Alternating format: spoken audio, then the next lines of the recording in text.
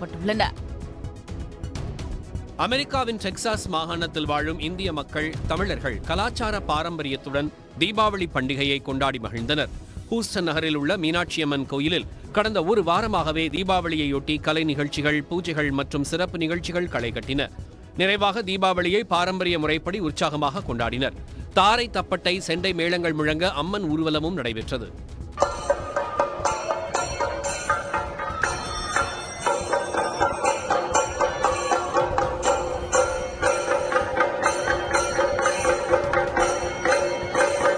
அதேபோல பள்ளி மாணவர்களை கொண்டு இந்து மத புராணங்களை விளக்கி நாடகங்களும் நிகழ்த்தப்பட்டன.